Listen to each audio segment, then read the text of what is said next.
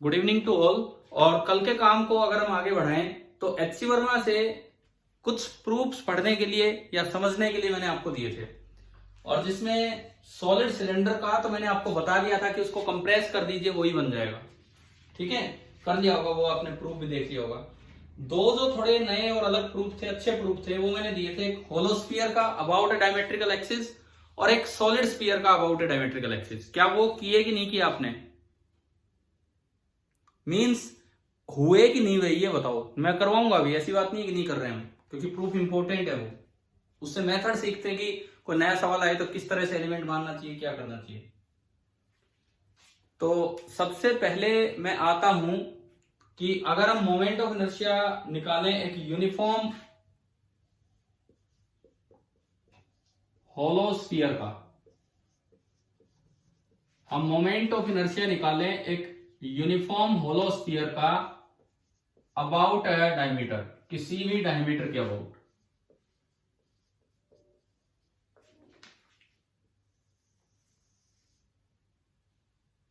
एक यूनिफॉर्म होलो स्फीयर का निकालें अबाउट ए डायमीटर। तो कैसे करें ये वाला पार्ट? किया क्या आपने बताओ? एचसी वर्मा में दो प्रूफ दे रखे हैं, दो तरीके से। चलिए मैं बताता हूं, कोई बात नहीं। सपोज ये स्फीयर है, ठीक है। एचसी वर्मा ने डायमीटर यूं मान रखा, आप यूं मान लो, उससे कोई फर्क नहीं पड़ता। Late this be the diameter and let this be the x axis and it be the origin. और मुझे इस डायमीटर के अबाउट इसको घुमाना है, इसके अबाउट घुमाना होगा, तो मुझे इसके अबाउट मोमेंट ऑफ इनर्शिया लिखना होगा। क्या हुआ बोलो? कुछ बोल रहे हैं कोई स्टूडेंट तो बताए, क्या कोई डाउट हो, कुछ पूछना हो? ठीक है, तो सुने, ये एक डायमीटर है और इसके अबाउट मुझे इसको घुमाना है, ठीक है। और इसका रेडियस है कैपिटल आर और मास है कैपिटल एम, और यूनिफॉर्मली बटा हुआ है। तो पहले तो मुझे एक एलिमेंट मानना होगा। अब सेल में एलिमेंट अगर आपको ध्यान हो, हम थीटा एंगल पे गए, थीटा एंगल पे जाके सेल के अंदर अंदर आपने एक सर्कल बना दिया। इस सेल के अंदर अंदर आपने एक सर्कल बना दिया। सर, हाँ जी बोलो। एक बार डिजाइन कर दो सर, मेरे पास स्क्रीन नहीं आ रही इसको। नेटवर्क प्रॉब्लम है अभी दिख रहा है? अभी दिख रहा है आपको? सर, बिल्कुल ब्लैक है, कुछ नहीं दिख रहा। तो फिर मैं क्या करूं बताओ, किस तरह से? डिजाइन कराओ यार रिजॉइन होस्ट कराएंगे ना। अब मैं तो होस्ट हूं नहीं यहाँ पे। देखिए, होस्ट जो भी हैं, अगर वो ध्यान दे रहे हो तो एक बार इनको रिजॉइन करवा दीजिए। बाकी बच्चों को दिख रहे हैं ना? बाकी वो तो यस सर। तो यार ये नेटवर्क प्रॉब्लम ही है और कुछ नहीं है। देखो, तो अब सुनो, आपने एक एलिमेंट माना, आप थीटा एंगल पे जाके एक रिंग बना देते हैं, लेकिन जब एलिमेंट मानते हैं तो थोड़ी सी तो थिकनेस लेनी पड़ेगी, थोड़ी सी तो थिकनेस लेनी पड़ेगी। और हम थोड़ा और आगे गए और मैंने माना कि ये डी थीटा एंगल पे है, यूं।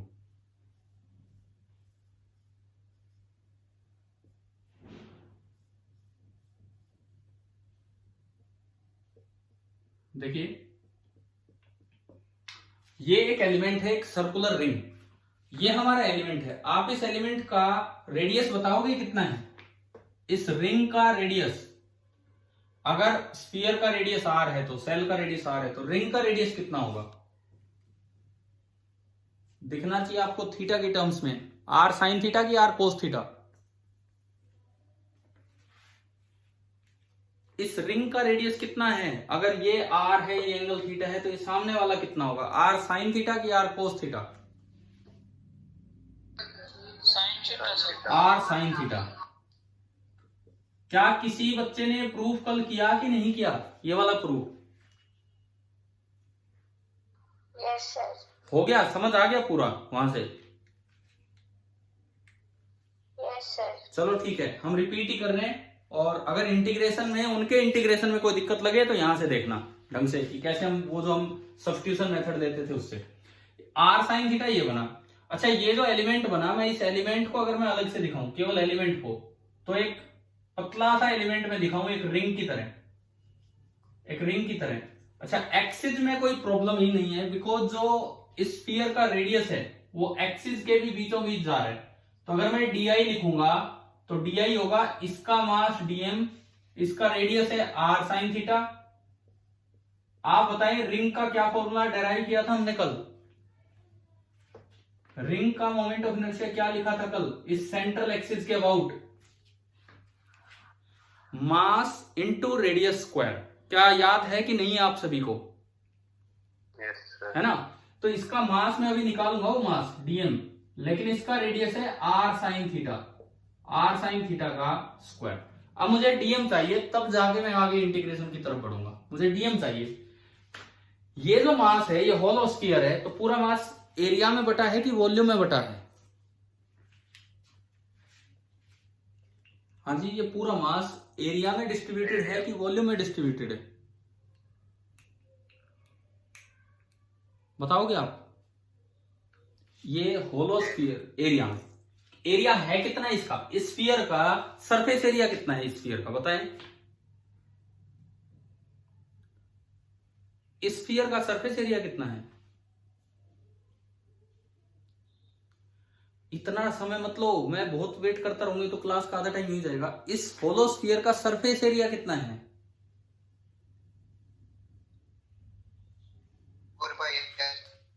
4 pi r square. 4 pi r square area का मास है m, unitary method, unit area का मास होगा m upon 4 pi r square. इसका एरिया कितना है पहले वो लिखना पड़ेगा और फिर उसका मास आएगा। अब एक बार ये बताओ, ये ब्लू स्ट्रिप वाली जो पट्टी बनी है इसका मास कितना है, इसका एरिया कितना है? मास तो आ जाएगा, इसका एरिया कितना है? हम इसको काट के सीधा कर लेते हैं। तो इसका रेडियस अगर आर साइन थीटा है तो अंदर वाली लंबाई, गोल गोल जो लंबाई है कितनी है? ये जो अंदर अंदर एक सर्कल बना ये, जिसका रेडियस है आर साइन थीटा, तो ये लंबाई कितनी होगी? 2 पाई आर साइन थीटा। एक साइड की तो लंबाई होगी 2 पाई आर साइन थीटा, दूसरी साइड की लंबाई थोड़ी सी ज्यादा होगी। होता है ना, हर बार ही हम करते हैं भाई, बाहर वाली लंबाई थोड़ी सी और ज्यादा होगी। और अक्सर आपने देखा होगा कि हम इसको इग्नोर करते ही करते हैं, है ना?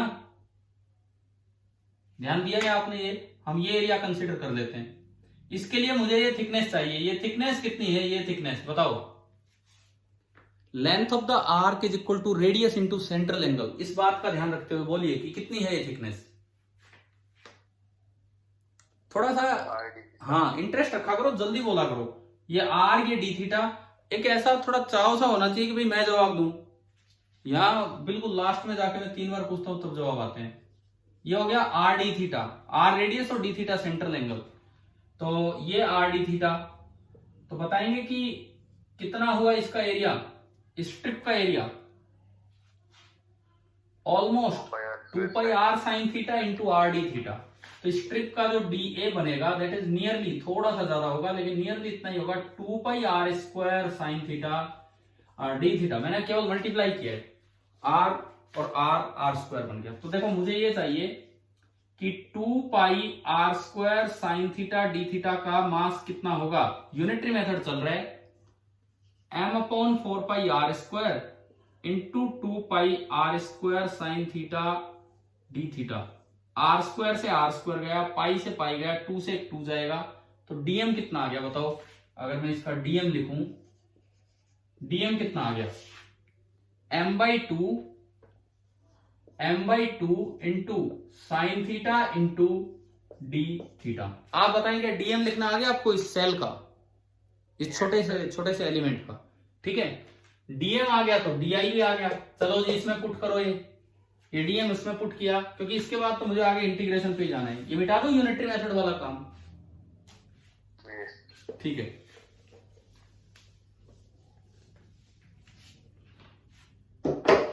तो देखिए यहां अगर मैं डी आई लिखूं तो मेरा डी आई निकल के आया, डीएम की आपने वैल्यू पुट की m/2 इंटू एक आर स्क्वायर ये आएगा, एक साइन स्क्वायर यहां से आएगा और एक साइन यहां से आएगा, तो बन गया sine cube theta into D theta, ये बना। और आई स्केलर क्वांटिटी है तो सीधा इंटीग्रेशन हो जाएगा, तो इंटीग्रेशन करेंगे तो m/2 और आर स्क्वायर तो कांस्टेंट, और integral sine cube theta d theta. यहां तक हमारा आया, ठीक है। अगर मैं थीटा की लिमिट की बात करूं तो थीटा की लिमिट बताओ कहां से कहां तक जानी है, 0 से π/2 या 0 से पाई या 0 से 2 पाई? 0 से। ठीक है, यहां तो 0 है, 0 से कितना π/2 में कहां तक पहुंचोगे आप? π/2 बोलो कहां तक? 0 से पाई। π/2 में तो भाई आधा कवर हुआ है, π/2 में तो ये पूरा घूमते घूमते आधे तक आएगा। आपको पाई तक जाना होगा, पाई तक जाते जाते नीचे ऊपर का दोनों कवर होता जा रहा है, यानी कि थीटा फाइनल जो बनेगा आपका वो बनेगा 0 से पाई। तो मतलब ये मेरा आ गया 0 से पाई। अब दरअसल मुझे ये इंटीग्रेशन चाहिए, ये इंटीग्रेशन सोल्व करना है। आप बताओ, आपसे अगर आप यहां तक पहुंचे थे तो आपसे ये इंटीग्रेशन सोल्व हुआ कि नहीं हुआ?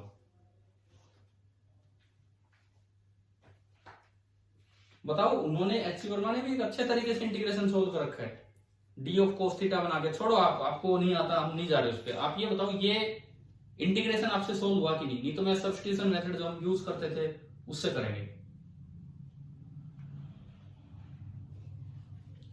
बोलेंगे, आप जवाब देंगे। किसी बच्चे से इससे आगे सोल्व हुआ क्या? पूजा आप कह रहे थे हो गया, इससे आगे सोल्व हुआ कि नहीं हुआ? ये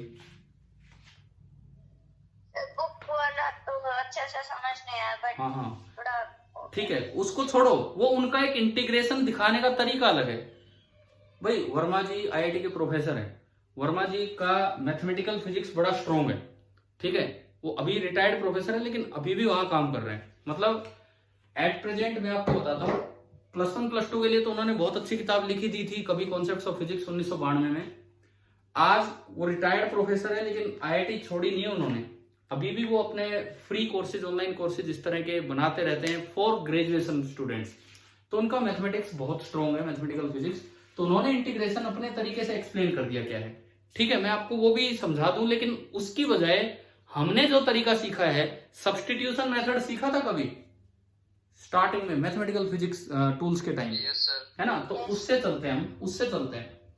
देखो ऐसे में क्या होता है, आप इसको ना, इसको आप यूं लिख लो कि I = आप ये बताओ क्या आपने साइन स्क्वायर थीटा का इंटीग्रेशन करना सीख रखा है मैथमेटिकल टूल्स के समय?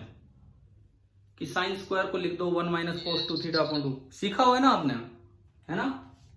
तो उस तरह से हम चलें तो मैं इसको यूं लिख सकता हूं, इस इंटीग्रेशन को, बाहर है mr²/2, इसके अलावा अंदर जो बचा उसको एक तो लिख दो साइन स्क्वायर थीटा और एक लिख दो साइन थीटा डी थीटा। क्या लिख सकते हैं ऐसा? तो हम इस स्टेप को ये लिख, ठीक है। अब सुनो, इसको दिमाग में लाओ, साइन थीटा किसका इंटीग्रेशन होता है ना, सॉरी किसका डिफरेंशिएशन होता है? अगर मैं कोस को डिफरेंशिएट करूं तो तब जाके कहीं ना कहीं साइन थीटा वाली टर्म हमें मिलने के चांसेस रहते हैं, ठीक है। तो अब मैं कैसे दिमाग लगाऊं कि लेट, आप जब ये करते थे क्या यू बोलते थे, क्या बोलते थे? कुछ अज्यूम करना होता था कि सब्स्टिट्यूट करना है, यू बोलते थे, क्या बोलते? लेट u = cos थीटा करते थे क्या हम ऐसा कुछ सब्स्टिट्यूशन मेथड? मुझे नहीं ध्यान आप u बोलते थे, t बोलते थे, क्या मैं लिखवाता था उस समय। लेट u = cos थीटा, ठीक है। अब आप क्या करो, दोनों साइड थीटा के रेस्पेक्ट में डिफरेंशिएशन कर दो, du/d θ। बताओ cos थीटा का डिफरेंशिएशन क्या होगा? Minus sine theta with respect to theta मैंने किया। क्या यहां तक बात आ गई समझ? ठीक है। अब देखो यहां से आपको साइन थीटा डी थीटा की वैल्यू दिख रही है, साइन थीटा डी थीटा एक साथ एडजस्ट हो गया और वो निकल के आया डी -du। मैं उधर का हटाता हूं एक बार, ये हम बाद में यूज करेंगे। अगर आपको फिजिक्स अच्छी करनी है तो अपने आप या तो मैथ स्ट्रॉन्ग होना चाहिए या मैथ स्ट्रॉन्ग हो जाएगा। मैथ्स एक बड़ा इंपॉर्टेंट पार्ट है, कॉन्सेप्ट्स फिजिक्स देगा लेकिन उनको अप्लाई करके एंड तक पहुंचाने में मैथ्स का बड़ा योगदान है। देखिए साइन थीटा डी थीटा, इसकी वैल्यू आ गई -du, ये मैं यहां पुट कर सकता हूं और इसको u की टर्म्स में लिखवाओ, क्या लिखें? इसको u की टर्म्स में क्या लिखें? अब ये पूरा इंटीग्रेशन u में कन्वर्ट कर दो, तो i बराबर बना mr² बाई 2। आप पूरा इंटीग्रेशन u में कन्वर्ट कर दो, इंटीग्रल थीटा हटाओ, साइन स्क्वायर थीटा की जगह क्या आएगा? अगर कोस थीटा u है, अगर कोस थीटा u है या t मान लेते, आप कुछ भी मान लेते, तो साइन थीटा कितना होगा? Sine square theta, sine square theta होता है 1 माइनस कोस स्क्वायर थीटा। हाँ जी, साइन स्क्वायर थीटा होता है 1 minus cos square theta. And cos square theta को मैं क्या लिख सकता हूं? You square. बताएं क्या यहां तक ये समझ आया कि नहीं आया? Yes sir. ठीक है, तो ये पहली टर्म जो है साइन स्क्वायर थीटा, उसकी जगह तो मैंने लिखा 1 minus you square. Sine theta d theta की जगह में क्या लिख सकता हूं? ये रहा यहां माइनस डी यू, माइनस मैंने बाहर लगा दिया और डी यू। अब थोड़ा लिमिट को भी संभालो, यू था कोस थीटा और ये लिमिट थी थीटा पे, तो जब थीटा 0 तो कोस 0 कितना होगा? 1, यानी कि लोअर लिमिट है 1। और जब थीटा पाई तो कोस पाई कितना होगा? कोस पाई -1। आप बताओ क्या आपने पूरा इंटीग्रेशन यू में कन्वर्ट कर दिया कि नहीं? Yes sir. ठीक है, -mr² बाई 2 इंटीग्रल 1 से -1। अब दो इंटीग्रेशन बना दो, एक तो 1 इंटू डी यू यानी कि डी यू, एक minus you square D you, and limit है 1 से लेके -1। अब तो मुझे लगता है आपसे हो ही रहा है ये integration. -mr² by 2 integral D you होगा u, लिमिट 1 से -1, और ये होगा u³ बाई 3 एंड लिमिट 1 से -1। समझ आ रहा है कि नहीं आ रहा है? ठीक है, इसको आगे बढ़ाया, माइनस है बाहर, वो अपने आप एडजस्ट होगा बाद में। -mr² बाई 2, हाँ जी, upper limit -1 minus lower limit, तो -1 कितना हो गया? -2 हो गया ये। ठीक है, माइनस, अब इस पे आते हैं, पहले अपर लिमिट पुट की तो -1 का क्यूब -1/3, फिर लोअर लिमिट पुट की, फिर इसमें आपने लोअर लिमिट पुट की लेकिन वो घटाना होगा, minus of lower limit, this is again 1/3। आप बताओ ये स्टेप समझ आ गया कि नहीं? ठीक है, ऐसे स्टेप तो अगर आप साथ साथ कर ही लेते होंगे, आप लिखते हो ना कहीं लिखते तो होंगे, नोट्स बनाते होंगे, तो क्योंकि ये स्टेप देखने के नहीं होते, खुद करोगे तब अच्छा रहता है। -1/3 एंड -1/3 कितना हो गया? -2/3। ठीक है, -2/3, -2/3 के बाहर माइनस लगाए, +2/3। ठीक है, ये आपका बन गया -mr² बाई 2 -2 एंड +2/3। 3 2 6, -4/3 आ गया कि नहीं? सर इंटू mr² बाई 3 आ जाएगा। हाँ ठीक है, वही चाहिए हमें। तो ये आपका आ गया -4/3, माइनस माइनस प्लस हो गया, 2 से 2 गया, तो जो हमें आंसर चाहिए था, जो आपका कल एक्सप्रेशन दिया था, वो आ गया 2/3 इंटू mr², और यही एक स्फेरिकल सेल का मोमेंट ऑफ इनर्शिया था। तो ये प्रूफ में भी आपको मजे आने चाहिए। कई बार बच्चे के दिमाग में रहता है कि ना मुझे तो बस सवाल करना है, मुझे प्रूफ नहीं करना है। अरे अच्छा सवाल आएगा, जेईई एडवांस के लेवल का क्वेश्चन आएगा तो प्रूफ बेस्ड ही आते हैं आधी बार। ये चीजें अगर क्लियर नहीं होंगी एलिमेंट मानने, तो आप नहीं कर पाओगे। और एलिमेंट मानना इतना इंपॉर्टेंट काम है, 12th में मास की जगह चार्ज आ जाएंगे तो इस तरह की चीजें फिर से रिपीट होती हैं। अभी बताओ क्या ये पहला तरीका आपको समझ में आया? यस। ठीक है, पूजा जी आप कह रहे थे कि भाई इंटीग्रेशन में थोड़ा डाउट था, मुझे पता था कि इंटीग्रेशन में डाउट आएगा वहां से। क्या ये तरीका समझ आ गया, सब्स्टिट्यूशन मेथड? Yes sir. ठीक है, तो अपनी कॉपी में लिखने हैं तो आप ऐसे कर लेना। ठीक है, अब देखो इससे भी अच्छा मेथड अल्टरनेटिव मेथड दिया है। ये तो ठीक है, एलिमेंट मान के हमने किया ऐसे, लेकिन एक और भी अच्छा मेथड अल्टरनेटिव मेथड दिया है इसने बुक में। वो देखा क्या, वो समझ आया कि नहीं आया? वो वाला मेथड नहीं है ना, या देखा ही नहीं होगा? वो देखिए, वो भी एक अच्छा मेथड है। कभी कभार उस तरह की चीजें भी क्वेश्चन सोल्व करने में काम आ जाती हैं।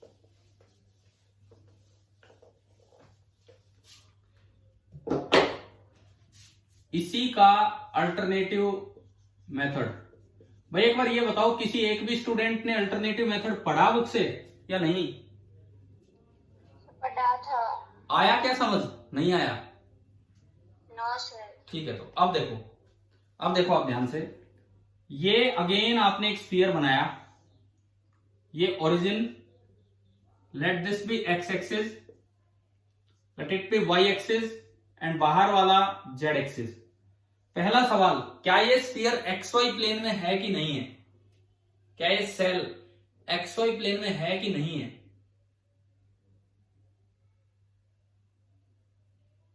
हाँ भाई, क्या ये सेल एक्स वाई प्लेन में है या नहीं है? जेड प्लेन में है, एक्स प्लेन में हैं? क्या बोल रहे हो? दोबारा बोलो, क्या जवाब दिया? कौन से प्लेन? ये एक 3D ऑब्जेक्ट है, ये एक 3D ऑब्जेक्ट है, ये किसी प्लेन में नहीं हो सकता है, समझ गए हो ना? केवल एक प्लेन तक ये सीमित नहीं रहेगा, एक प्लेन में रखोगे तो इसकी हाइट जरूर होगी, ठीक है? तो ये प्लेनर ऑब्जेक्ट नहीं है। अब देखो सुनो, मैथमेटिक्स कोऑर्डिनेट ज्योमेट्री कुछ शुरुआत हो चुकी हो आपके, या 10th में आप पढ़ के आए हो, तो ये बताती है हमें कि अगर किसी पॉइंट के कोऑर्डिनेट हैं x, y, z, x y z अगर एक पॉइंट के कोऑर्डिनेट है, उससे आप एक परपेंडिकुलर डालो x एक्सिस पे, तो उसकी दूरी होती है √y² + z²। उससे आप परपेंडिकुलर डालो y एक्सिस पे, तो उसकी दूरी होती है √x² + z²। और उसी पॉइंट से आप परपेंडिकुलर डालो z एक्सिस पे, तो उसकी डिस्टेंस होती है √x² + y²। और अगर आप उससे ओरिजिन को ज्वाइन करो तो उसकी डिस्टेंस होती है √x² + y² + z²। ये बताओ क्या ये जानकारी है कि नहीं आपको? अगर मैं इसके ऊपर एक छोटा सा एलिमेंट मानूं, छोटा सा एलिमेंट, लेट उसके कोऑर्डिनेट हैं x, y, z। तो अब देखो, अगर मुझे उसकी परपेंडिकुलर डिस्टेंस देखनी हो x एक्सिस से, तो ये दूरी होगी √y² + z²। अगर मुझे उसकी परपेंडिकुलर डिस्टेंस देखनी हो y एक्सिस से, तो ये दूरी होगी √x² + z²। और पीछे गया तो मैं डायग्राम में नहीं दिखा पाऊंगा, पीछे जो एक्सिस जा रहा है z एक्सिस, और आपको इसकी परपेंडिकुलर डिस्टेंस देखनी हो z एक्सिस से, समझ में आ रहा है मैं कहां परपेंडिकुलर डाल रहा हूं? एक बोर्ड के पीछे की तरफ निकल गया z एक्सिस, और आप यहां से उस z एक्सिस पे डाल रहे हो परपेंडिकुलर, तो ये z एक्सिस से जो परपेंडिकुलर डिस्टेंस होगी ये बनेगी √x² + y²। और ओरिजिन से चाहिए तो √x² + y² + z²। एक बार ये बताओ, यहां तक समझ आया कि नहीं आया? Yes sir. ठीक है। और मैंने माना कि इस पॉइंट का ये ith पार्टिकल है, क्योंकि कंटिन्यूअस मास को आप इनफाइनाइट i मासेस मान सकते हो। इस ith पार्टिकल का मास मैंने मान लिया mi। मैं इसे डिस्क्रीट पार्टिकल सिस्टम की तरह देख रहा हूं। ith पार्टिकल का मास हमने मान लिया mi, या फिर अगर आप mi ना लिखना चाहो आप dm लिखो, कोई दिक्कत ही नहीं है। इसका मास मैंने मान लिया dm, वो MIHC वर्मा जी अपनी किताब में लिखते हैं, तो इसको हमने dm मान लिया, dm। ठीक है। अब हमें ये सीखना है, अगर ये dm को मैं एलिमेंट मानूं, तो इस dm का moment of inertia about x axis, di about x axis क्या होगा? dm का x एक्सिस से दूरी कितनी है इसकी? x एक्सिस से दूरी कितनी है? √y² + z²। तो di होगा dm इंटू डिस्टेंस का स्क्वायर, और जब आप डिस्टेंस का स्क्वायर करेंगे तो ये बन जाएगा y² + z²। आप बताओ क्या यहां तक, ये स्टेप यहां तक समझ आ रहा है? ठीक है। तो अगर मैं i अबाउट x एक्सिस लिखूं तो इसका इंटीग्रेशन होगा इंटीग्रल dm में लास्ट में लिख देता हूं y² + z² इंटू dm। बताओ पहली इक्वेशन समझ आ गई? ठीक है। सिमिलरली आप बताओ, i अबाउट y एक्सिस लिखना होता तो क्या बनता? इंटीग्रल ऐसा ही बनता, पहले dy लिखते, dm इंटू y से दूरी, और y से दूरी होती x² + z²। हाँ, आ गया होगा समझ सभी को, है ना? And similarly i about z axis क्या होगा? क्योंकि ये 3D में है, 2D में होता ना तो बड़ा फर्क होता। +y²। ठीक है।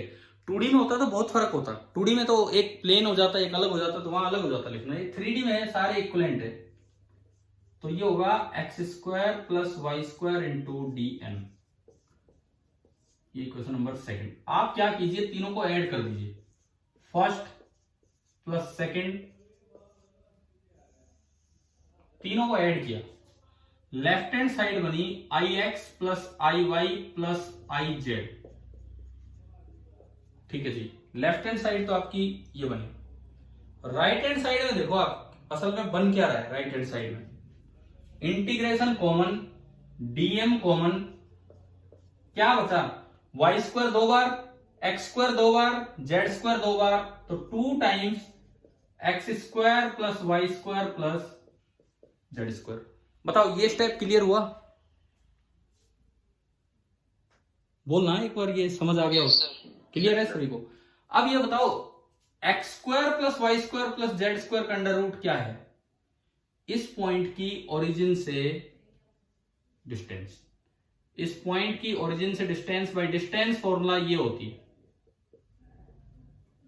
समझ गए हो, है ना?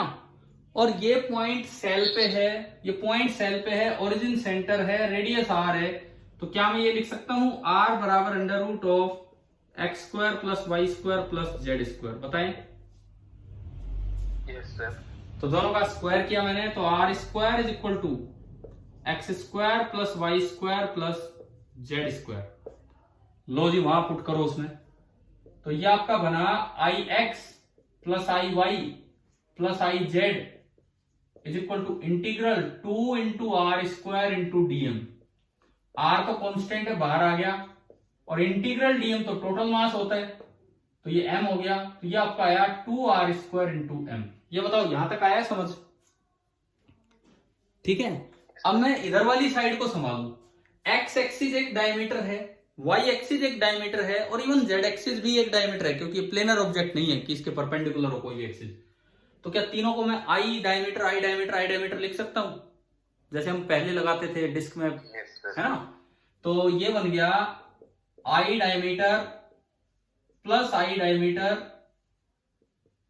प्लस I डायमीटर, तीनों एक जैसे हैं, तीनों इक्वलेंट है। तो ये आपका बना 3 times I diameter is equal to this. तो आप बताओ I डायमीटर कितना आ गया? 2/3 mr²। ये मेथड आया समझ? ठीक है, बोलो अभी अगर कोई डाउट हो तो मैं रिपीट करूंगा। क्या सभी को क्लियर है ये मेथड?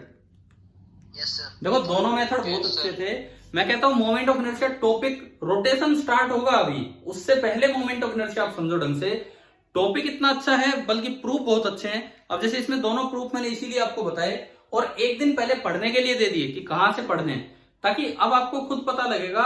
अब अगर आप वहां से रीड करो तो शायद आपको समझ आ जाएगा कि किस पॉइंट का क्या मतलब था।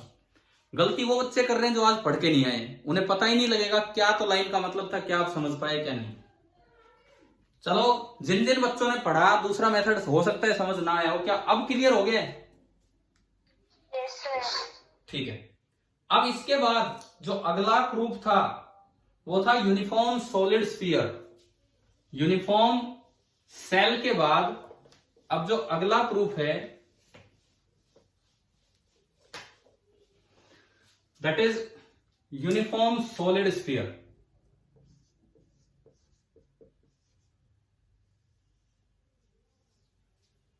ये है।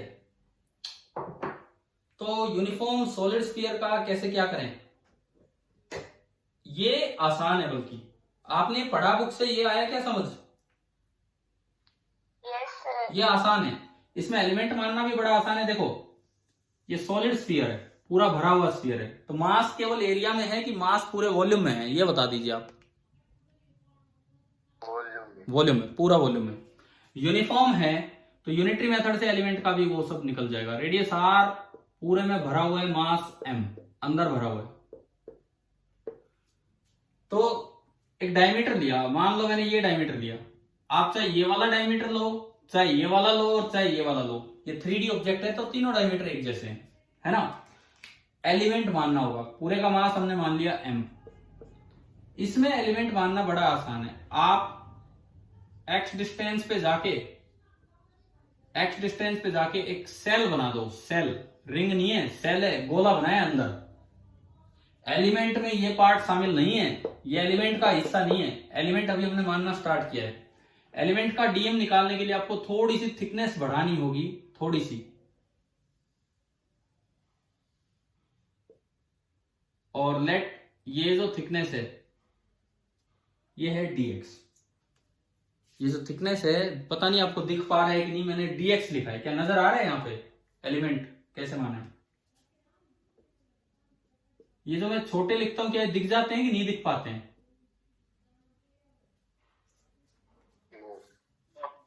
नहीं दिख रहा है, यहाँ बीच में मैंने dx लिखा है, ठीक है, ये dx है, dx थिकनेस का एक सेल।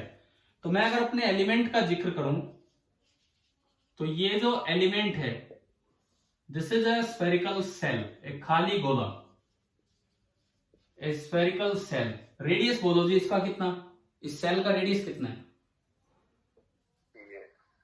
रेडियस dx है,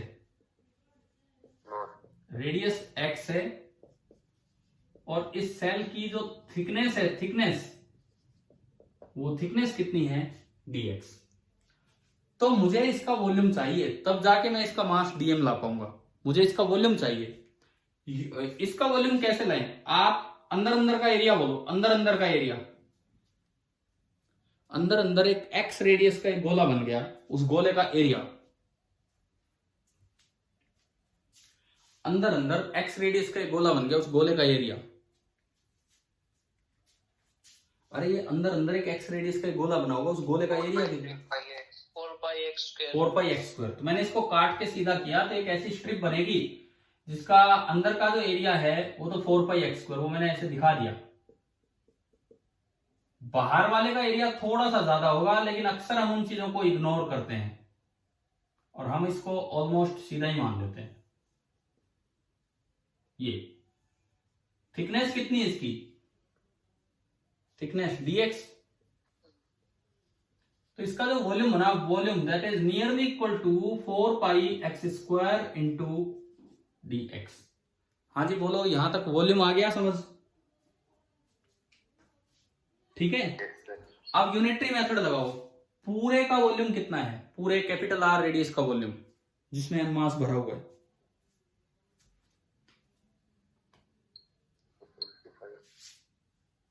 फोर बाई थ्री, ऐसे बोला करो यार, 4/3 बोलो आगे। पाई आर क्यूब का मास है m, यूनिट वॉल्यूम का होगा m/4/3 पाई आर क्यूब, और मुझे चाहिए डीवी वॉल्यूम का, तो डीवी वॉल्यूम का होगा m/4/3 का 3 ऊपर गया, 4 pi r cube into dv. Dv कितना है? Pi x square dx। आप बताओ डीएम लिखना आ गया आपको? ठीक है, तो मेरा डीएम अगर मैं निकालूं तो कट रहे काट दो, देखो 4 पाई से 4 पाई कैंसिल, ठीक है, ये बचा 3m/r³ into x square dx, है ना भाई, यही बचा आपका डीएम। चलो ठीक है, डीएम तक की बात आ गई। उसके बाद डी लिखना होगा एंड देन इसका इंटीग्रेशन करना होगा। अब ये एलिमेंट है क्या? ये एलिमेंट है क्या? इधर ध्यान दो, ये एलिमेंट क्या है? Spherical shell. और ये डायमीटर तो उसका भी है, ये डायमीटर तो उस सेल का भी है। तो एक सेल का DI कैसे लिखें? सेल का क्या फॉर्मूला अभी हमने डिराइव किया था? 2/3, आगे बोलो 2/3 आगे, अब वो m की जगह तो आ जाएगा dm, और r की जगह इसका रेडियस कितना है स्फेरिकल सेल का? x, समझ रहे हो? X square. देखो ये गलतियां हो जाती है, हम जल्दबाजी में x की जगह बस r ही रख जाते हैं, तो ये गलतियां नहीं करनी है। चले, तो हमने इसमें पुट किया, तो di बराबर di is equal to 2/3 into dm। dm है आपका 3m/r³ into x square dx। 3 से 3 गया, di आ गया, जो कॉन्स्टेंट है उनको तो अलग कर लो, 2m/r³, और एक बचा एक्स स्क्वायर dx। तो अगर आपको i चाहिए तो इसका इंटीग्रेशन कर दो, 2m/r³ कांस्टेंट। अच्छा जी, अब लिमिट बताओ, ये x² ही बचा है क्या? ना ना ना, x² तो यहां का था, देखो x² तो dm का था और एक x² बाहर हो रहा है, तो ये x की पावर कितनी हो जाएगी? 4। ठीक है, x की लिमिट बोलिए अब आप इस डायग्राम को देखते हुए। बिल्कुल यहां पे स्टार्ट किया तो x इनिशियल 0, कहां तक जाना है आपको? कहां तक जाना है? r, यहां तक आना है, अपने आप पूरा गोला कवर हो जाएगा। तो x final is coming out to be r। तो इसकी लिमिट है 0 to r, ये इसकी लिमिट है। ठीक है, अब मैं अगर इसको इंटीग्रेशन को आगे बढ़ाऊं तो 2m/r³, x⁴ का integration x⁵5/5 0 to r, 2m/5r³, और जब आप लिमिट पुट करोगे तो ऊपर बचेगा r⁵5, r³ से r³ कटेगा और ये आ गया 2/5 mr²। आप बताओ क्या यही फॉर्मूला दिया था कल? Yes sir. है ना? तो पहली बात, कुछ स्टैंडर्ड प्रूफ समझ आए कि नहीं आए? कुछ स्टैंडर्ड प्रूफ आ गए। ठीक है। अब देखो इन प्रूफ की जरूरत क्यों पड़ जाती है। जैसे मान लो क्वेश्चन आ गया कि एक एनुलर रिंग है,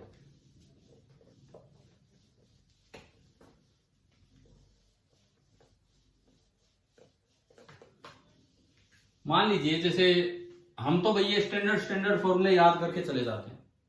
ठीक है, सवाल आ गया कि एक एन्युलर रिंग है। एन्युलर रिंग क्या होती है? सेंटर मास में नाम लिया हो कभी या नहीं?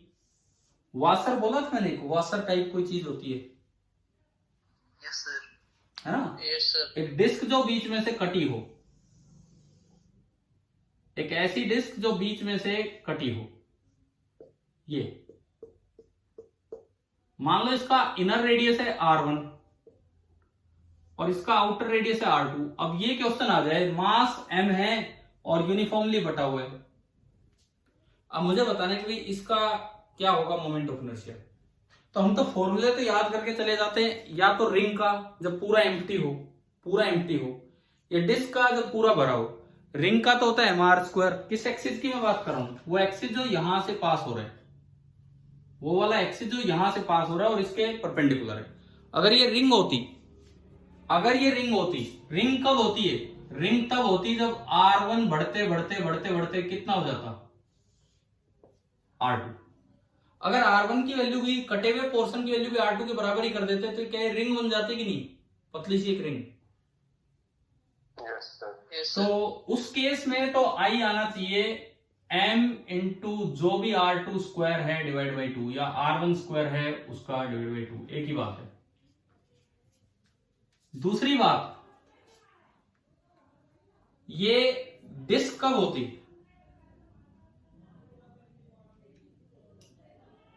हाँ जी, ये डिस्क कब होती बताओ? जब r1 की वैल्यू कितनी होती? आप पूरी डिस्क चाहते हो तो r1 कितना होना चाहिए? अरे जब r1 0 होता तो कोई पोर्शन कटा ही नहीं होता। समझ गए हो क्या? Yes sir. तो अगर r1 0 रखते तो अब जो I आता वो आना चाहिए था, जो भी r2 बचा, m into r2² divide by 2। मतलब ये मैं आपको क्या सिखा रहा हूं, कल को ऐसा सवाल आ जाए आपके पास फॉर्मूला नहीं है, रिंग और डिस्क का फॉर्मूला है, 4 ऑप्शन है, आप अपने ये स्पेशल वैल्यूज पुट करके ऑप्शन रिजेक्ट कर सकते हो। 2 तो रिजेक्ट हो ही जाएंगे, क्या पता 3 ही रिजेक्ट हो जाए तो आंसर ही आ जाएगा। मतलब ऑप्शंस में एक बार r1 की जगह r2 रखो तो ये बनना चाहिए, r1 0 रखो तो ये बनना चाहिए। उनसे कभी वो रिजेक्ट हो गया, कभी वो रिजेक्ट हो गया, इस तरह से भी सॉल्व हो जाता है। लेकिन फिर भी हमें कैलकुलेट भी करना आना चाहिए। कैसे करें इसको कैलकुलेट? क्या हमने डिस्क का प्रूफ किया था कल? अब ये क्वेश्चन आ गया, डिस्क का किया था प्रूफ? हाँ जी भी बोलो, डिस्क वाला प्रूफ किया था कल? डिस्क में कैसे एलिमेंट माना था? डिस्क में आपने एलिमेंट कैसे माना था? अरे बोलो, मैं फिर करवाऊंगा, फिर वही बात है। हम यहां से गए किसी r डिस्टेंस पे, हम यहां से गए किसी अब देखो प्रूफ इंपॉर्टेंट हो जाता है ऐसी जगहों पे, ऐसे सवालों में हो सकता है 2 ही ऑप्शन रिजेक्ट हो पाए, 2 रह गए तो आपको कम से कम तुक्का थोड़ी मारना, निकालना आना चाहिए। आर डिस्टेंस पे जाके थोड़ी सी, चाहे एक्स बोल दो इसे, मुझे नहीं ध्यान डिस्क वाले प्रूफ में मैंने एक्स बोला था आर बोला था, मैं थोड़ा और आगे गया और ये मैंने एक एलिमेंट मान लिया dx, मैं लिखूं ना लिखूं आपको दिखेगा तो है नहीं, dx थिकनेस की एक पतली सी रिंग मान ली। तो सबसे पहले मैं अपने एलिमेंट को एक्सप्लेन करूं, सबसे पहले मैं अपने एलिमेंट को एक्सप्लेन करूं। एलिमेंट क्या बनी है इस डिस्क में, एलिमेंट एक रिंग बनी है, ठीक है, एलिमेंट एक रिंग बनी है, उस रिंग का रेडियस कितना है, आर थोड़ी है, मैंने वो एक्स कर दिया था, है ना, ठीक है। उस रिंग की थिकनेस कितनी है, dx। मान लो उसका एरिया है dA जो हम निकालेंगे, जिससे उसका मास आ गया dm जो हम लिखेंगे, तो फिर di कितना होगा, क्योंकि इंटीग्रेशन तो इसी को करना होगा ना। अगर मैं इस रिंग को देखूं, ये एक्सिस है, तो आप बताएंगे कि di कितना है। अगर ये चीजें मैं निकाल लेता हूं तो di कितना है। ये रिंग का, ग्रीन रिंग का सेंट्रल एक्सिस है। सेंट्रल एक्सिस के अबाउट रिंग का क्या फॉर्मूला था जो कल हमने डेराइव किया था, जो कल हमने निकाला था, बोलिए सेंट्रल एक्सिस के अबाउट क्या फॉर्मूला था जो कल निकाला था, mr² या mr²/2 रिंग का, रिंग का क्या था, mr² कि mr²/2, mr²/2। ओहो, अरे भाई पता है कितनी बार हो चुके हैं, अब सही बोलो अब इस समय। रिंग का क्या था फॉर्मूला, mr², इसका मास कितना बोला हमने, dm, इसका रेडियस कितना है x, तो dm इंटू x²। ये जब तक di लिखना नहीं सीखोगे तब तक नए सवाल कैसे करोगे, फॉर्मूला वेस्ट कर लोगे, लेकिन कुछ भी थोड़ा अलग आया तो कैसे करोगे। समझ गए हो, प्रूफ की इंपॉर्टेंस भी यहां से समझ में आ रही है इस क्वेश्चन से। क्या ये समझ में आया कि dm इंटू x² क्यों लिखा है, ठीक है। अब लिखवाओ dm कैसे निकालें, इसका एरिया मुझे लगता है अच्छी तरह से आप एक बार में बता दोगे। da बोलो, इसका काट के सीधा किया लंबाई चौड़ाई,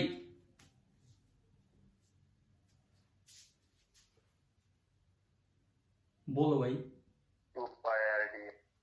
2πx इंटू dx। समझ आएगा कैसे लिखा है। फिर यूनिटरी मेथड से इसका मास, यूनिटरी मेथड से इसका मास निकलवाओ। पूरा मास m है, कितने एरिया का मास m है, कितने एरिया का मास m है, r नाम की कोई चीज नहीं है, एक r2 है एक r1 है, r नाम की कोई चीज है ही नहीं। कितने एरिया का मास m है, मैं उम्मीद करता हूं कि यार आप बता पाएंगे, ऐसी कोई बात नहीं है। कितने एरिया का मास m है, पूरी ही अगर डिस्क होती तो एरिया, दोबारा बोलो, बोलो एक बार, 4πr2 यार 4 पाई कहां से आ गया, 4 पाई कहां से आ गया यहाँ। क्या ये स्फीयर है, क्या ये स्फीयर है या ये डिस्क है, सर्कुलर डिस्क। अरे भाई ये स्फीयर है कि डिस्क है, ये बताओ आप, ये बता दो बस। 2πr2 - r² 2πr² कोई एरिया नहीं होता है कभी भी किसी सर्कल का, किसी डिस्क का। एक सर्कल का एरिया होता है πr², है कि नहीं बताओ, सभी को पता होगा। एक सर्कल का एरिया होता है πr²। तो जो जितने एरिया में मास है, मैं लिखता हूं तो शायद आपको समझ आ जाए, πr2² - πr1²। बताओ डिस्क का एरिया कितना, क्या समझ आ गया। अब तो हाँ भरो अगर समझ आ गया हो तो। Yes sir. पूरी डिस्क का πr2² और जो कट पोर्शन है वो काट दिया तो ये बचा। तो यूनिट एरिया का मास कितना होगा भाई। किसी भी बच्चे को अगर इसमें डाउट हो तो अभी पूछ लो कि ये कैसे लिखा है। आ गया समझ। यूनिट एरिया का मास होगा m/π कॉमन r2² - r1²। और मुझे चाहिए डीए एरिया का मास। तो डीए एरिया का मास होगा m अपॉन पाई तो common r2 square minus r1 square into DA 2 पाई x dx। आप बताओ कि आपको डीएम लिखना आ गया कि नहीं? डीएम, ठीक है, डीएम लिखना आ गया, सभी को समझ आ गए? देखो ये स्टैंडर्ड फॉर्मूला नहीं है, अब ये क्वेश्चन बन के आ गया है, लेकिन प्रूफ के बिना नहीं पहुंच पाओगे, तो अब उसको अप्लाई कर रहे हैं। एलिमेंट मिटा दो अगर डीआई समझ आ गया है तो, क्योंकि इस डीआई में वैल्यू पुट करनी है। ये लो, ठीक है, तो इस डीआई में हमने वैल्यू पुट की, तो ये जो डीआई बना d i that is equal to DM.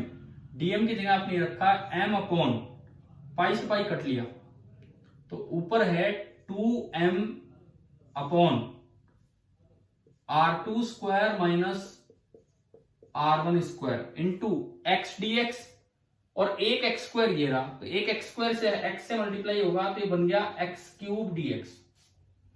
बताओ समझ आया? ठीक है, अब आपने क्या किया, दोनों साइड इंटीग्रेशन कर दिया। आई चाहिए तो कांस्टेंट उनको बाहर निकाल लो, 2m constant r2 square minus r1 square constant, और अंदर बचा एक्स क्यूब डीएक्स। ठीक है, लिमिट बताओ जी एक्स की, डायग्राम देख के। जहां से मास स्टार्ट होता है वहां से लेके जहां तक मास खत्म होता है, एक्स की लिमिट बोलिए कहां से कहां, बोलो। जहां से मास स्टार्ट होता है और जहां मास खत्म हो रहा है, यहां से वहां तक एक्स की लिमिट बोलिए कितना होगा?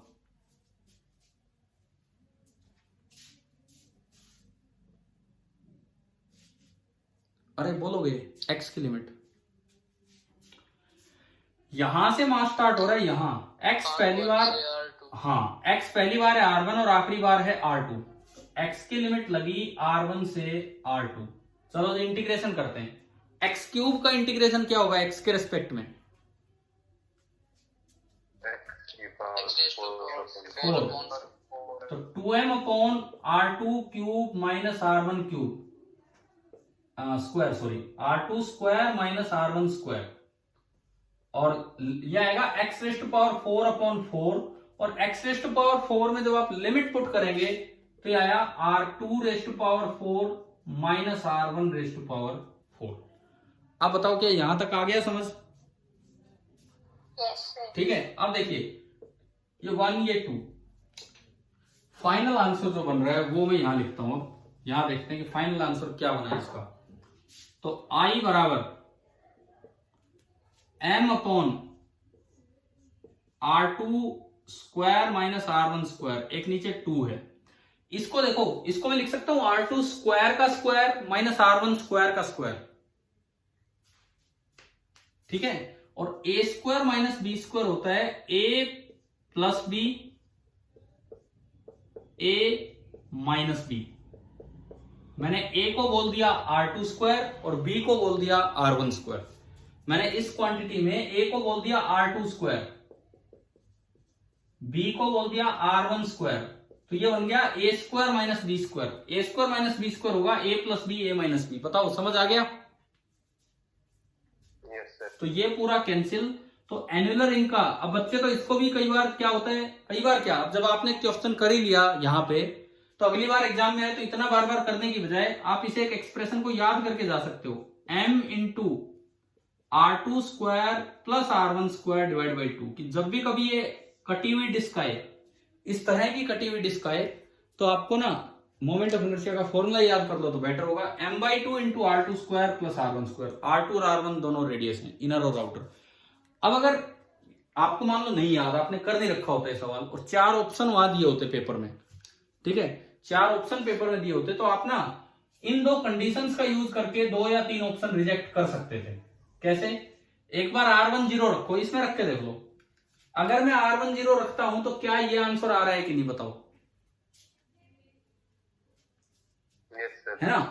तो मान लो आपने 4 ऑप्शंस में r1 0 रखा, पता लगा 2 में ये आंसर आया, तो बाकी 2 तो रिजेक्ट हो गए, ठीक है। फिर आप क्या करो, r1 की जगह r2 रख के देखो, R1 की जगह R2 रख के देखो, देखो ये आ रहा है क्या, R1 की जगह R2 रखा हमने, तो क्या ये आ रहा है? नहीं आ रहा है ना। R1 की जगह अगर मैं R2 रखूंगा, R1 की जगह अगर मैं R2 रख दूंगा तो ये क्या बनेगा? ये गलती से ये नीचे हमने 2 लगा रखा है, ये क्या बनी थी? अगर R1 की जगह R2 रखा तो मतलब पूरी रिंग डिस्क की कट गई, तो ये क्या बन गई थी? रिंग। और R1 की जगह 0 रखा तो मतलब कुछ पार्ट नहीं कटा, तो ये कंप्लीट क्या बनी थी? डिस्क। समझ आ रहा है? ठीक है। मुझे लगता है गलती से शुरुआत में हमने 2 लगा दिया, हम बोलते ये रहे थे कि अगर R1 पूरा काट दो तो एक रिंग बन जाएगी, और रिंग का होता है mr²। अभी क्लियर हो रहा है क्या? ठीक है। अब देखो, आप इसमें देखो, अगर आप R1 की जगह R2 रखते हो तो क्या ये बन रहा है कि नहीं? बोलो।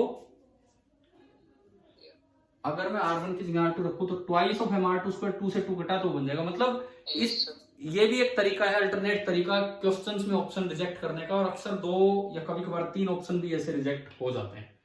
तभी बताओ, एनुलर रिंग या एक कटी हुई डिस्क, क्या इसका समझ आ गया आपको? Yes sir. ठीक है। अब मैं ऐसा ही एक और क्वेश्चन आपको देता हूं, बिल्कुल सेम ऐसा ही।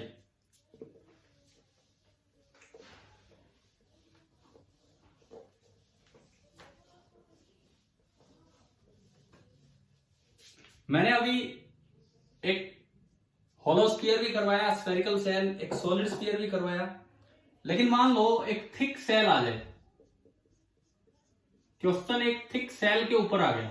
ऐसा भी नहीं है कि हम सारे फॉर्मूले याद रखते चलेंगे, क्वेश्चन एक क्वेश्चन की तरह देखें। अब इसे थिक सेल आ गया, और थिक सेल का मतलब है सेल था, होलो था, लेकिन उसकी कुछ थिकनेस है। ये नारियल होता है, थोड़ा सा थिक होता है और अंदर से खाली होता है ना। दोनों स्फीयर्स हैं, inner radius R1, outer radius R2, मास है m यूनिफॉर्मली बटा हुआ है। अब आपको इसका मोमेंट ऑफ इनर्शिया निकालना, about the diameter, about the diameter इसका मोमेंट ऑफ इनर्शिया निकालना है। क्या आपने अभी सॉलिड स्फीयर का किया था? सेल का छोड़ो, सॉलिड स्फीयर का किया था कि नहीं? यस। तो उस तरीके से ही जाना होगा। करो जी करो। अब इसको मैं इसमें कोई अल्टरनेट वो तरीका नहीं बता रहा। क्वेश्चन आ गया, ये 4 ऑप्शन है, उनको छोड़ो, हम रिजेक्ट कर रहे हैं, हमें फाइनल आंसर लेके आना है। जैसे आपने सॉलिड स्फीयर का किया था उस तरह से स्टार्ट कीजिए, देखिए कैसे होगा, कैसे करें कैसे नहीं। मैं बताता हूं, यूं तो फिर आप पता नहीं क्या स्टार्ट कर रहे होंगे क्या नहीं। आपको मान लो 4 ऑप्शन दिए गए हैं, रिजेक्ट उनमें से कोई ऑप्शन करना हो तो अगेन यही तरीका।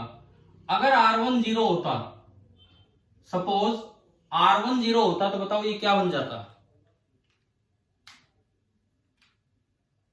हाँ भाई, अगर R1 0 होता, अगर R1 0 होता तो, हाँ, अगर R1 0 होता तो क्या ये पूरा सॉलिड स्फीयर बन जाता कि नहीं?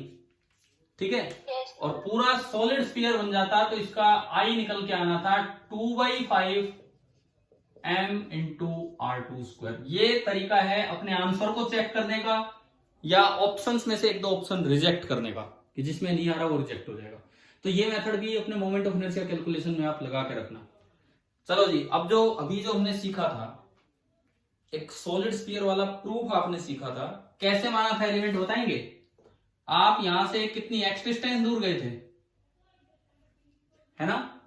ऐसा ही हुआ था ना।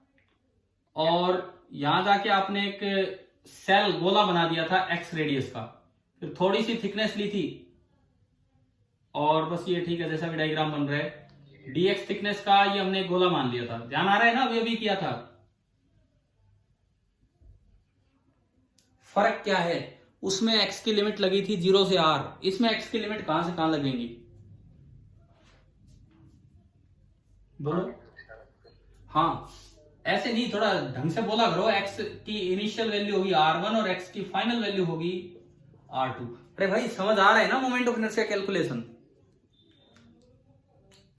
ठीक है। तो अब बताओ, बिल्कुल सेम वही काम, ये एलिमेंट ये जो एलिमेंट बना ये है एक स्फेरिकल सेल।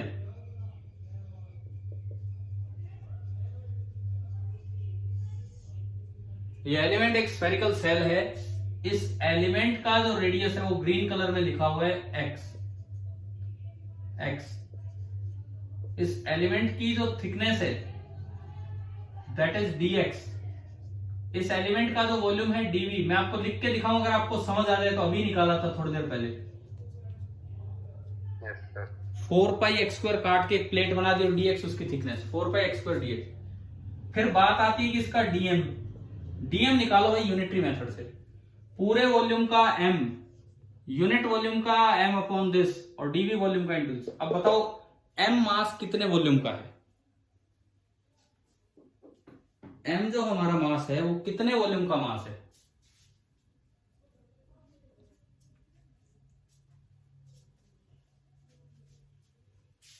हाँ जी, m मास कितने वॉल्यूम का है? 4/3 पाई r। सही जा रहे हो, बोलो बोलो। 4/3 पाई r2 स्क्वायर माइनस स्क्वायर कहां से हो गया वॉल्यूम में? 4/3 पाई r2 क्यूब माइनस 4/3 पाई r1 क्यूब। समझ में आया? बोलो, लिखने के बाद समझ आया कैसे लिखा है? कट पोर्शन हटा दिया। तो यूनिट वॉल्यूम का होगा m upon 4/3 pi common r2 cube minus r1 cube. ये 3 ऊपर गया है ना। और dv वॉल्यूम का होगा, dv वॉल्यूम का 3m अपॉन 4 पाई r2 cube minus r1 cube और इंटू dv। और dv आपका है 4 पाई x स्क्वायर dx। 4 पाई से 4 पाई कैंसिल, तो लो जी dm आ गया। मैं लिख ही देता हूं। dm आ गया 3m upon r2 cube minus r1 cube. 3m upon r2 cube minus r1 cube into x square dx। आप बताएं dm तक की बात समझ आई कि नहीं आई? ठीक है। अब मुझे इसका मुझे di लिखना है। ये इस पे ध्यान दिया करो, ये एक सेल है। सेल का moment of inertia about the diameter क्या होगा? सेल का moment of inertia about the diameter क्या होगा? बोलो। 2/3। हाँ ठीक है 2/3 फैक्टर सही बोला है। आगे बोलो। 2/3 इंटू क्या? आने दो भाई। 2/3 इंटू dm, इसका मास इंटू इसके रेडियस का स्क्वायर, और इसका रेडियस है x। बड़े चांस है गलती कि आप r स्क्वायर रख जाओ, ये तो इसका रेडियस लेना है। ठीक है, तो मैंने ये वैल्यू पुट की 2/3 इंटू dm है 3m upon r2 cube minus r1 cube into x square dx। 3 से 3 कैंसिल। तो आप बताओ क्या di तक की बात समझ आ गई? ठीक है सर, एक और x स्क्वायर नहीं आएगा? एक और आएगा, बिल्कुल आएगा। ये तो dm का है। पिछली बार भी शायद हम भूल गए थे ना इसको लिखना। देखो ये गलती हो रही है, आप ना करें गलती किसी क्वेश्चन में, क्योंकि वहां ना 4 ऑप्शन होंगे। पक्का एक ऑप्शन तो ऐसी गलती के लिए भी मिलेगा। एक ऑप्शन ऐसी गलती के लिए मिलेगा भाई, एक x स्क्वायर इसमें आ रहा है, एक उसमें, फिर कोई कर देगा। क्योंकि तुक्के से 4 ऑप्शन नहीं डालते कि एक सही डाल दिया 3 कुछ भी। गलतियां छाट के वो ऑप्शन बनाते हैं कि ये गलती होगी तो ऐसा। तो ये गलती मत करना। अच्छी बात है किसी बच्चे ने ध्यान दिलाया। dm में भी x स्क्वायर है और एक x स्क्वायर और है, तो ये कितना बनेगा? x⁴ हो जाएगा। ठीक है, तो मेरे पास di आ गया। And di is coming out to be कितना है भाई? 2m upon r2 cube minus r1 cube. ठीक है, और x⁴ dx का इंटीग्रेशन क्या होगा? मैं इसको इंटीग्रेट ही कर देता हूं। i चाहिए मुझे, तो इसका इंटीग्रेशन x⁴ का इंटीग्रेशन क्या होगा? 5/5। लिमिट कहां से कहां? R1 से R2। ठीक है, तो देखो फाइनल आंसर आ रहा है। अब ये रटने के आंसर नहीं कि सारे आंसर ही याद करके चले जाओ। 2/5 इंटू एम, लिमिट पुट की R2 raise to power 5 minus R1 raise to power 5 divided by R2 cube minus R1। अब कोई कटेगा भी नहीं ऐसा, पिछली बार तो ऊपर स्क्वायर बन रहा था, ऊपर पावर 4 थी, नीचे स्क्वायर तो कट गया था। ये फाइनल आंसर है। एक बार आप वेरीफाई करो भाई इससे, क्योंकि ये कोई ऐसा स्टैंडर्ड रिजल्ट भी नहीं है कि हम याद करके जाएं। अब वेरीफाई करो अपना आंसर यहां से कि क्या ये हम सही निकाल पाए कि नहीं।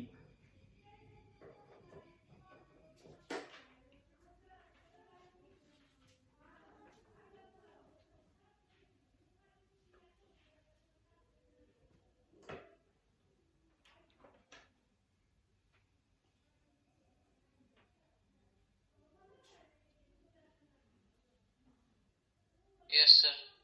आ रहा है, वेरीफाई हो रहा है। Yes sir.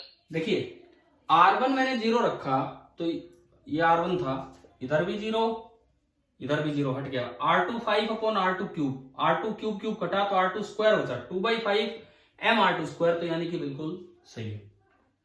ठीक है, अगर आप दूसरे वाला केस लेते ना, एक और भी तो केस बताया था कि अगर R1 बराबर R2 हो तो 2/3 बनना चाहिए, वो होलो बन जाएगा, है ना, जैसे पिछले में कर रहे थे कि नहीं बताओ। Yes, sir. वो इसमें हो नहीं पाएगा वेरीफाई। क्यों? अगर आप R1 बराबर R2 कर दोगे तो ऊपर भी 0 बनेगी और नीचे भी 0।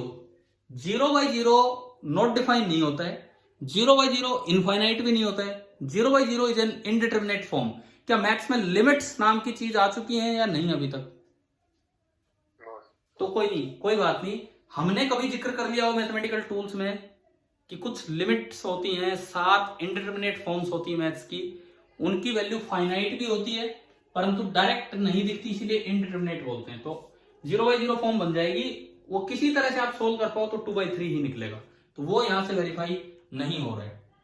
आप बताओ यहां तक ही आ गया समझ? ठीक Yes, है। sir. अब सपोज मैंने आज आपको करवाया एक क्वेश्चन एनुलर रिंग पे, है ना। अगला सवाल, मैं तो अभी बड़े जो सीधे स्टैंडर्ड क्वेश्चन उन पे जा रहा हूं, कोई घुमाने फिराने वाली बात ही नहीं हो रही है। सपोज आपको क्वेश्चन में दे दिया कि एक थिक सिलेंडर है।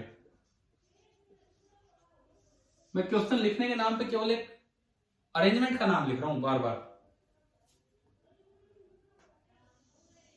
ये एक सिलेंडर है, ये इसका क्रॉस सेक्शन है। थिक सिलेंडर का मतलब वो होलो होगा लेकिन उसकी कुछ थिकनेस होगी। तो भाई ये एक सिलेंडर है,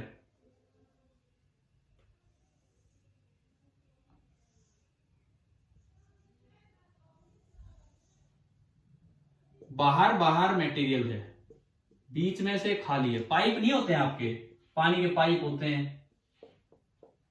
देखे ना, थोड़े से मोटे होते हैं और बीच में खाली होते हैं, उस तरह का अरेंजमेंट है। इनर रेडियस R1,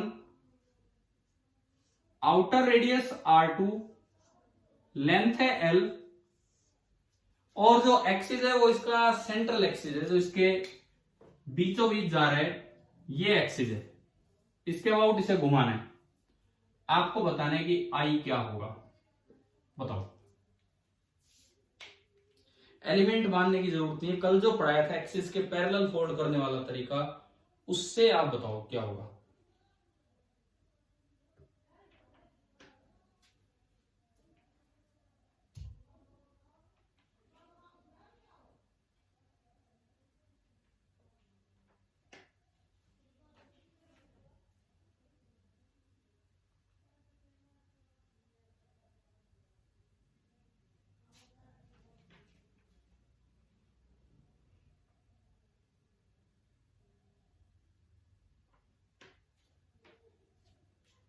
नहीं आ रहा क्या समझ, कैसे करना है?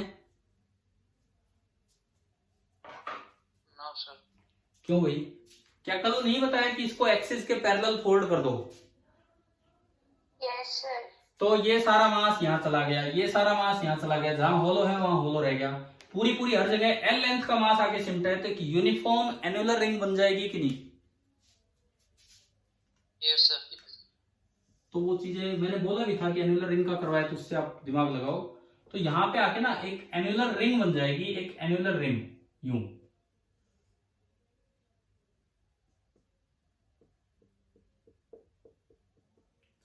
जिसका की इनर रेडियस है R1 और जिसका की आउटर रेडियस है R2 और मास वही पूरा एम आगे सिमट गया और यूनिफॉर्म है। आज ही आपने वो किया था क्वेश्चन एनुलर रिंग का, क्या आया था, मैंने कहा था बच्चे इसको फॉर्मूला बना के भी याद कर लेते हैं। और डायमीटर क्या आउट है तो ये सीधा ही आ रहा है, बताओ क्या आएगा। कॉपी में लिखा होगा आपने, है ना, देख के बता दो कॉपी में लिखा है तो। m into r2 square plus r1 square by 2। हाँ, m/2 into R2 square plus R1 square, वही तो इसका हो गया। तो बताओ कितना ध्यान रखना है, बताइए ये बातें समझ आ गई हैं कि नहीं। ठीक है, ठीक है। अब अगर मैं आपसे पूछूं कि इसी ये जो पाइप है इसके सेंटर से पास हो रहा है एक एक्सिस और परपेंडिकुलर है, ये मैंने माना, समझ गए हो गया क्या है ये। सेंटर से पास हो रहा है मतलब L/2 आगे, L/2 पीछे, परपेंडिकुलर है, मतलब कैसे घुमाया जा रहा है इसको ना, ऐसे घुमाया जा रहा है, समझ गए, जैसे डमरू की तरह। पाइप क्यों घूम रहा है, पूरा घूम रहा है, ये हिस्सा बाहर आ रहा है वो हिस्सा अंदर जा रहा है, यूं गोल गोल घूम रहा है। पिछली बार तो रखा रखा ही घूम रहा था अपने एक्सिस पे, लेकिन आज ये डिस्टर्ब कर रहा है चीजों को, आधा बाहर आ रहा है उधर से, आधा अंदर जा रहा है। क्या ये क्लियर हो गया है? Yes sir. हाँ, कोई बोल रहा है? एक बार इसको एंट्री दे दो, उसका मैसेज आ रहा है। यार देखो, मैं छोड़ो इस बात को, मैं नहीं कर सकता बीच में काम, जो होस्ट होंगे वो करेंगे काम। सुनो अब इधर, इतनी ही देर बची है क्लास की, अब मैं ये कहने में टाइम लगाऊंगा तो क्लास ही पूरी हो जाएगी। अगली चीज पे ध्यान दो, ये देखो आप लोगों को मैंने कई बार बोला, जिसकी एंट्री नहीं हो पाती या तो होस्ट के नंबर रखो या कॉल कर दो या जैसे भी है उन्हीं तक कांटेक्ट कीजिए, ठीक है। और कोई बात नहीं है, मेरे हाथ में होता है तो मैं जरूर आपको एंट्री देता है यहाँ पे। अब मुझे बता दिया करो, मैं होस्ट हूं तो मैं आपको एंट्री दे दिया करूंगा अगर मैं होस्ट हुआ तो। सुनो, ये इसके अबाउट इसको घुमाया जा रहा है। अब आपको बताना है कि इसका मोमेंट ऑफ इनर्शिया क्या होगा। Let this be the x axis and let this be the y axis. I about x तो आ गया, लेकिन मैं चाहता हूं आई अबाउट वाई क्या होगा।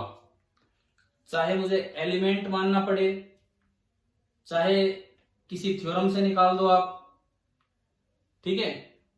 लेंथ पे भी डिपेंड करेगा वो, ये भी मैं आपको बता देता हूं, लेंथ पे भी वो डिपेंड करेगा।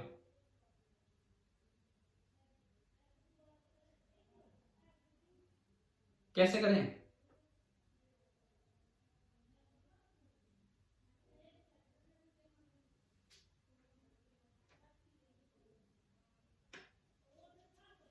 एक्सिस आ गया समझ क्या दिया है? Yes sir. अच्छा, मैं आपको आंसर दे दूं, आप निकाल लें तो अपने आप, कैसे भी करके।